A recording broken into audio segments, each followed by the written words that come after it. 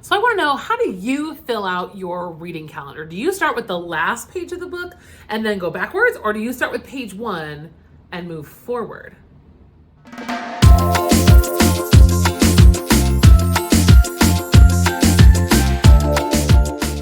Setting up a reading calendar can feel like a really intimidating task. And so today we are going to jump straight in and build one together. Hi, my name is Amanda, and I am the CEO of Mud and Ink Teaching. I am a curriculum designer and instructional coach. I work for you. I work for teachers all over the world who come to me for support. I do that through one-on-one coaching. I also travel to schools across the nation. I've gone internationally, and my job is to help schools, help teachers, help English departments specifically refine their craft and become more confident, fabulous teachers. And so today we are going to focus in on one of my favorite things to do, which is logistics. I love organizing and making a plan, planning curriculum, planning units. It really does come down to a solid reading calendar. And I want to walk you through the tips and tricks I use to make a reading calendar when a new unit is on the way. All of that is to say, the reading calendar is not actually the first step of planning the unit. So I'm going to link for you below. If you have never done a backwards planning challenge with me or my co-host of the Brave New Teaching podcast, Marie, we do twice a year, usually. Twice a year, we do a backwards planning challenge. And we actually take you through planning a whole semester in one sitting. So that's the first step, really, is knowing what your semester looks like at a glance. And so it's a free challenge. You can listen to it. It's on the podcast. We also have some visual, like tutorial stuff connected. You can register for that at bravenewteaching.com/backwards. And so once you've backwards planned everything, this is where the kind of more zoomed in reading calendar and unit planning comes into play. So in order to plan our reading calendar, you will need to have really done your research and know how long you want your unit to be, when you want your summative to happen, and how many formatives you want to also occur. So in my sample, we're going to do one together. So if you're not quite there, but you still want to watch, you'll definitely get a lot out of this video. But it's really helpful to have thought through that stuff first so that we can then plan our pages, plan our reading accordingly. So I'm going to hop over to my computer. I'm going to bring you with me. You should maybe pause me right now, go grab a book that you're about to teach, maybe go grab your own planner, and let's plan together.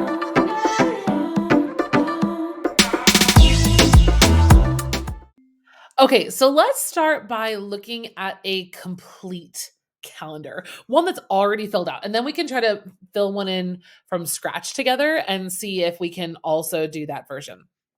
So when I start with a unit calendar, this is from Fahrenheit 451. I start with a Google Doc. Eventually, a lot of my stuff will move to either Trello or to Google Calendar, but I do like to begin with just a very plain, very simple Google Doc. So pause for coffee.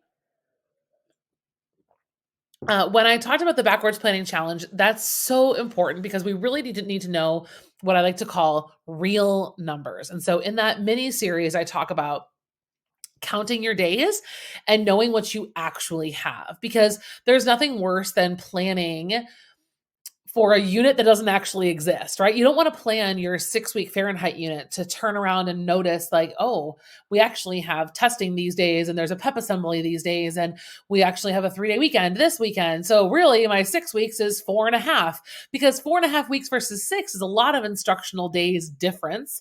And so that's why we really want to begin this process with as clear of an understanding of real time as possible. Do things still happen and things still change? Absolutely. But it's much, much more worth your time to plan for reality. Otherwise, you're going to spend more time planning to fix all the things that you already spent time planning, right? You get it. So in this scenario, there are 6 weeks to do Fahrenheit from start to finish.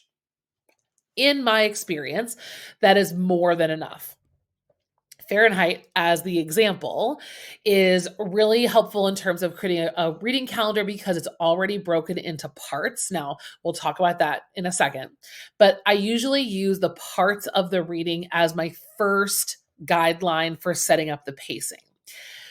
In a reading calendar, I also want to make sure that I have space for my assessments and space to fully really get students bought into the beginning of the story with me. So the first week, so week 1 and week 6 are not really heavy reading weeks. Those weeks are on the calendar. They're real time. They need to be accounted for, but they're also not going to be spent doing much of the reading.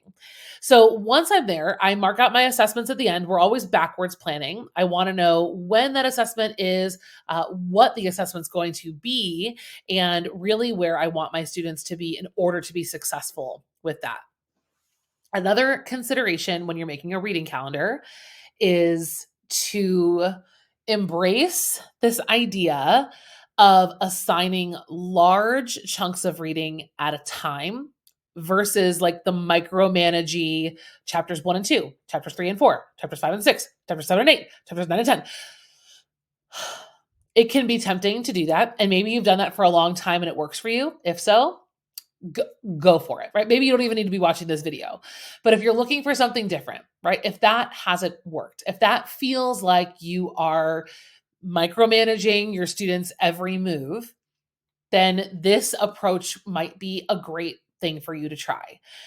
In my experience and in what I coach schools and teachers in their work, what we talk about is decentering the text. This is a Fahrenheit unit, but really, and what you can't see here on this screen, is that this is actually a unit exploring the meaning of the word rebellion, right? Are rebels more harmful or helpful to our society?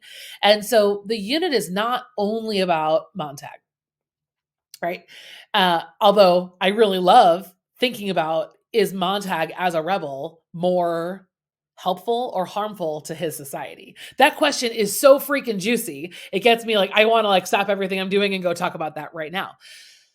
But some of your students might not actually get as excited as you about that question, and that's okay. So in my reading calendar approach, I want to remember that it's okay and important to have space for other kinds of reading.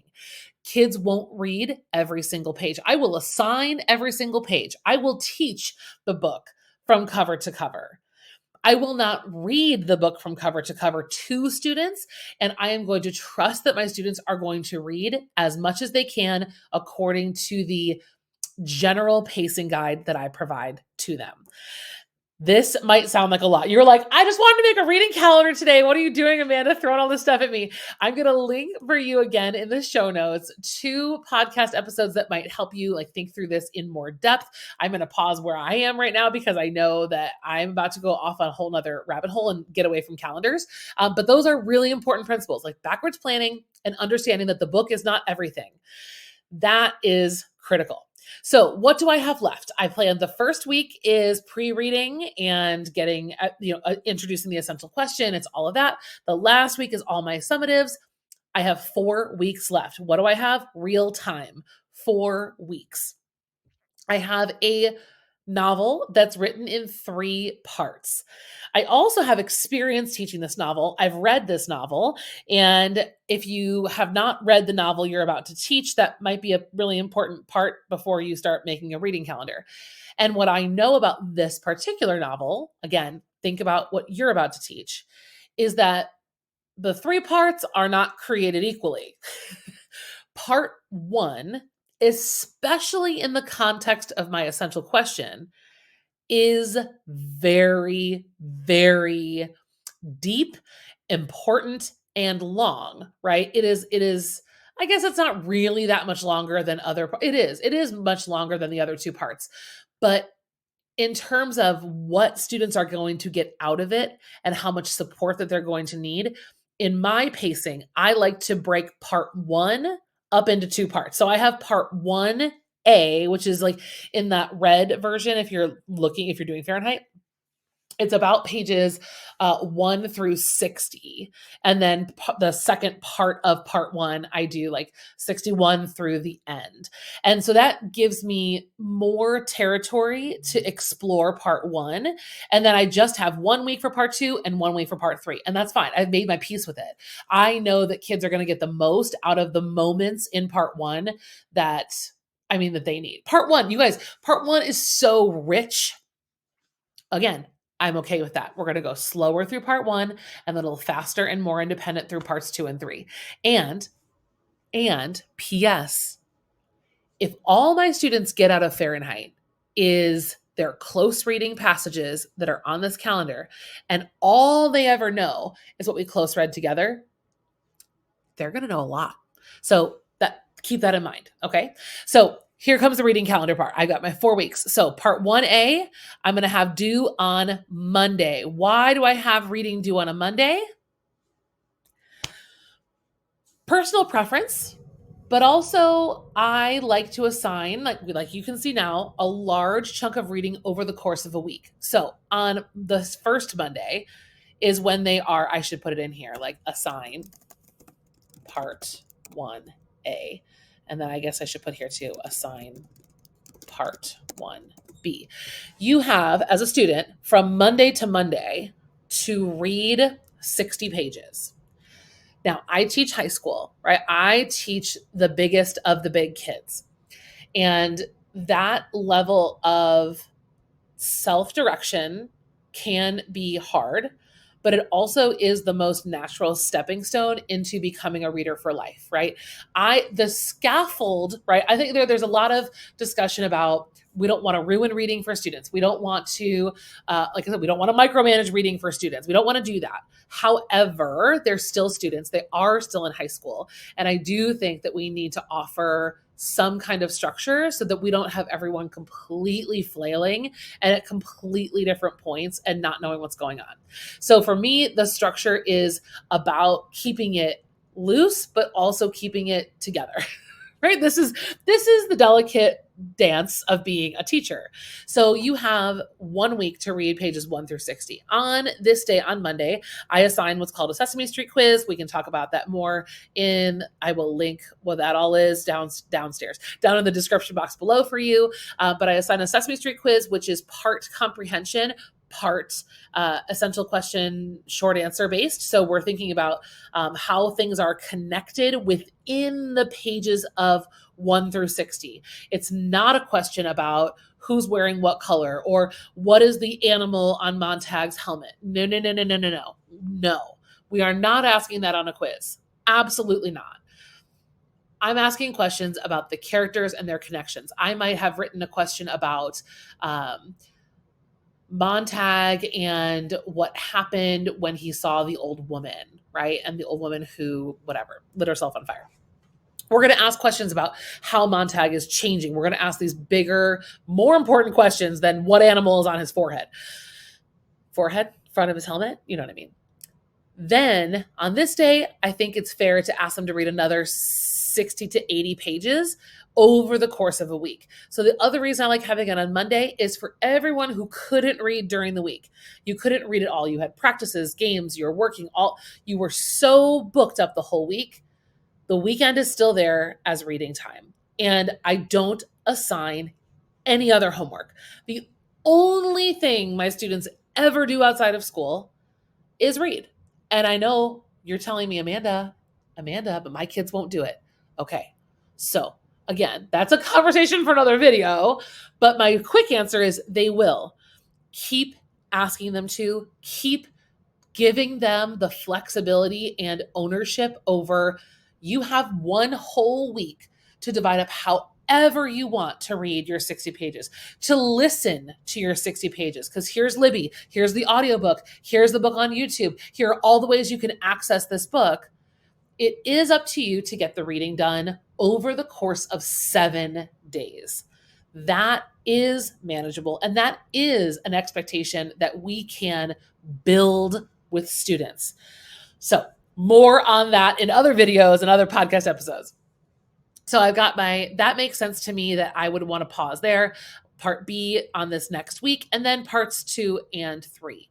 Again, when I'm reading, right, making this calendar, I am expecting that they're going to get the gist of those parts, not be experts. There's a shift when we assign large chunks of reading versus teeny tiny little pieces, because now I can ask broad strokes kinds of questions. We can talk about the big picture. I can ask them about changes in the character and the rebellion, and certain students might latch onto this detail and others might latch onto this scene and this moment and this Mildred thing. And it's going to be a potpourri of responses and experiences in the reading, and that's wonderful. That's amazing. So my reading calendar is pretty much set, right? This is what I'm expecting. Part 3 will be done. I've given myself this week here to debrief the end of the book. So they've finished, right? The book is done here. The book is done here. They've read it starting here. So 1, 2, 3, 4, 5 weeks to read is a long time. That's maybe too much time for some of you, but 5 weeks to read the story. And then 1 week here to actually deal with the end. And then 1 week here to go through our summative assessment experience. The other days, you're like, well, okay, so you've read all the first half of part 1. Now, what do you do during the week? Well, for me, my Tuesdays are typically something that are group oriented, because of this quiz, I want to send kids into groups based on the results of that quiz. So if that quiz kind of broke my kids into 3-ish categories, right? I've got students who knocked it out of the park. They've got it. They're right on track. They've got all kinds of wonderful insights and they're killing it. Then I have a group who kind of muddled through. They got some of it, not all of it. They're maybe skimming. Maybe they did a SparkNotes version, or they did a little bit of SparkNotes, a little bit of reading, and their answers are somewhat accurate, but not very complex. That's kind of that other group. And then I have a group who's done nothing, right? A group who's done absolutely nothing. So on Tuesday, I like to have some kind of small group activity so that I can address those 3 different needs. The students who are cruising, killing it, I can give them a task in their small group, whatever that might be. The kids who are in the middle, kind of murring through, that's where I can give them some kind of plot-related task to make sure that all the plot pieces are organized and put together in the right way. We can check the comprehension on some of the struggle points, and we can take care of that in that group. And then my group who's not reading, again, like that's where I address the issue, not at the beginning, not with threats, not with micromanagement, but with the actual group who's struggling to read. So either those kids are meeting with a co-teacher, maybe they're meeting with me, maybe they're in the hallway reading. They can do something on this Tuesday that addresses the need of where they are. We manage it in the moment and we handle it right here on Tuesday. So all of these Tuesdays, I've got myself a small group activity planned. Then on Wednesday and Thursday, we close read.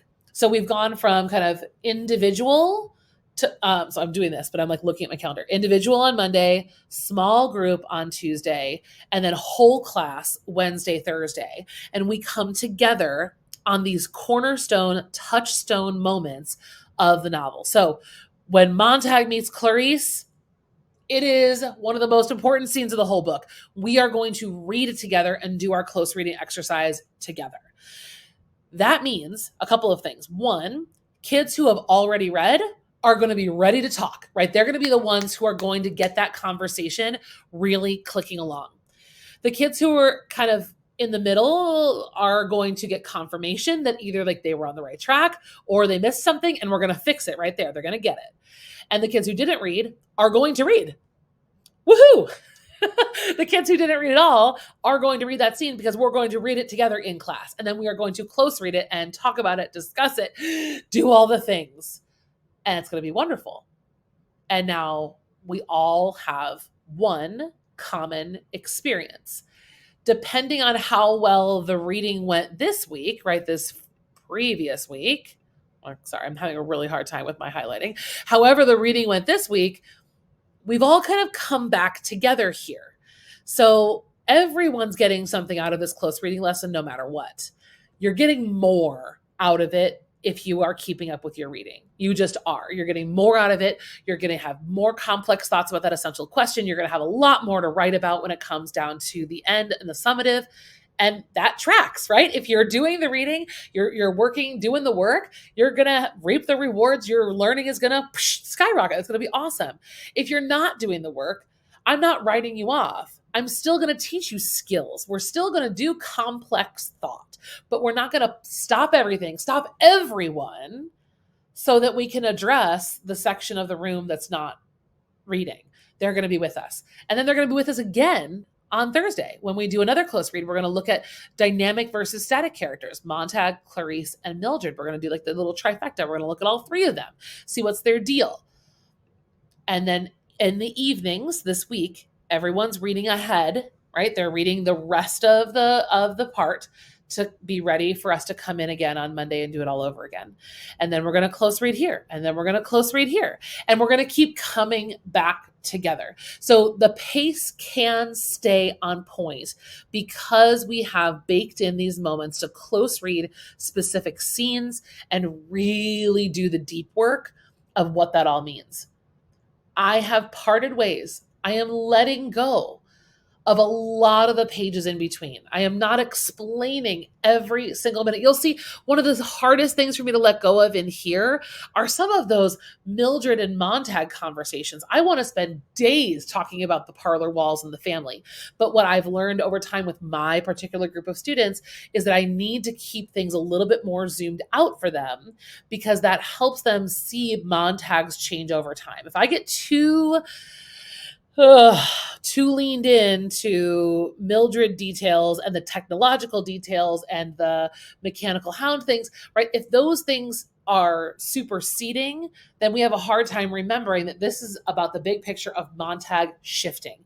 And again, the kids who are reading a lot have more to work with and to talk about that change. But we can't do it all. Time is finite. Time is finite. And I want to get the most out of my students. And I don't think the most is just comprehension. The most is practice with comprehension, but learning new skills for analysis, new skills for comparison and work and things like that. Okay. Yes. And so we're going to just keep the same pattern as what repeats for me until the end. So shall we do a blank calendar together? Does that sound like something you want to do? If so, stick around and we'll do that. I mean, this video is going to be 1,000 years long. It's fine. Do you want to hang out? I'd love to hang out with you. Oh my gosh, you're still here. That's awesome.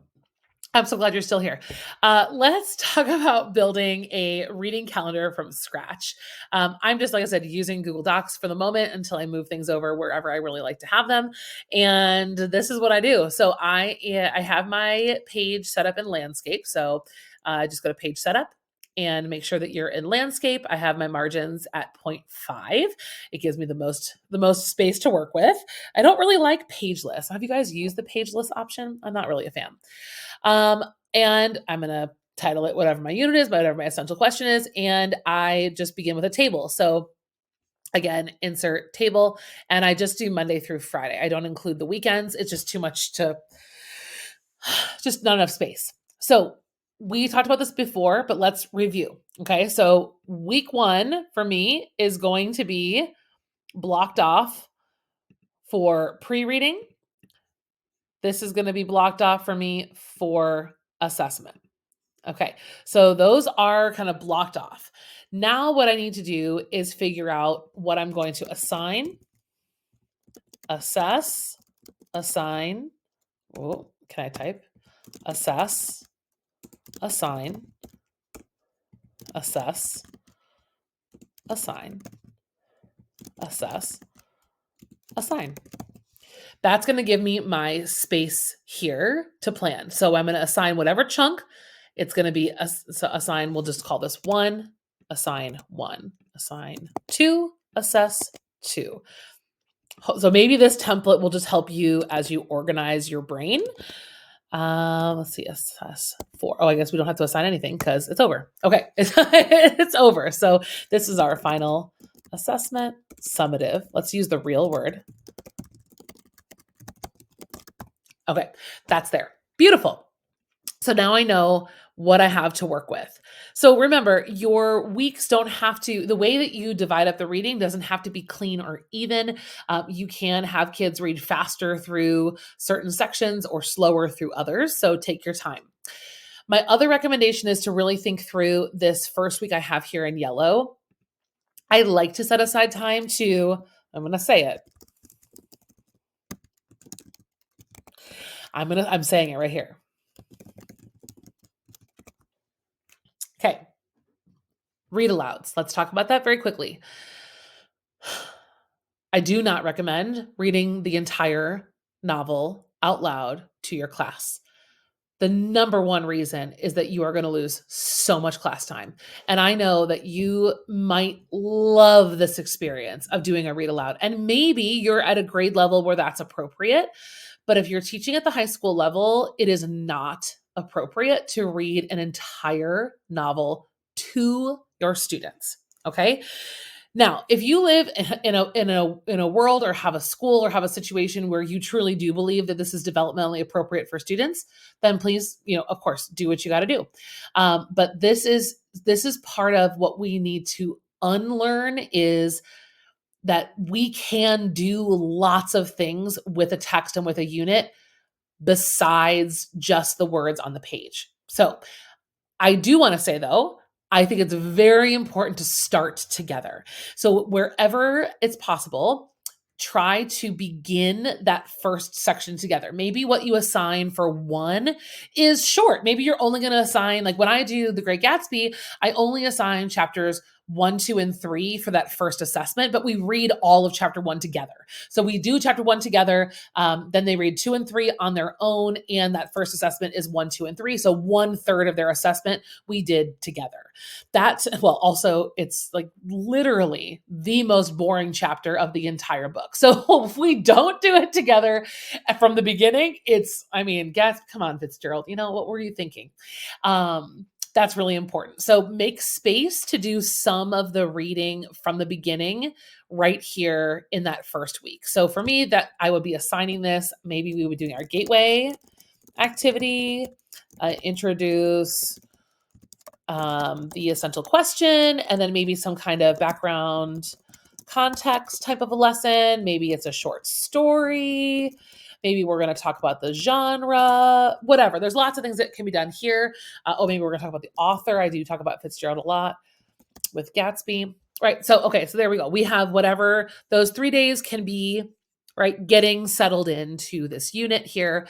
And then we can begin reading aloud their first assessments here. Maybe you want to move your assessment day. Whatever, you do you. Then as a recall from what we did before, right? Small group. That's what I've got here. And you don't even need to commit to any particular lesson. You can just do this for yourself for now, right? Even for students, you can do this. And then we're going to close read. And we can talk more about close reading. I have lots to share about close reading. Let's do this here too. We can change up the way close reading looks so it doesn't look the same every single lesson. So it doesn't the idea is the same, right? We're going to focus on a scene, but the lesson can look differently to kind of keep some variety and some edge. But generally speaking, that's my Wednesday, Thursday. And then Friday, I've got like a supplement. How do we spell that? Supplemental or creative. So I do some kind of creative writing experience or some kind of supplemental text on the Friday. If it doesn't work out for you that it's Monday, Tuesday, Wednesday, Thursday, Friday, because you're on a block schedule, you've got other kinds of schedules, you can rearrange. Think of these as days. So you have an assessment day, a small group day, close read days, and supplemental days. Where do you want those to go? They don't need to be in this order on a calendar. This just is the kind of bell schedule that I always had to follow. That's your template. That's how you're going to get started. And I hope that this video helped you get in the right space, the right mindset to plan your reading calendar for students. And I wish you the best of luck on your next unit. Be sure to head to the description box below for all kinds of links and ways to go further down this rabbit hole. Okay. All right. Have a great day. Okay. Thanks. Bye.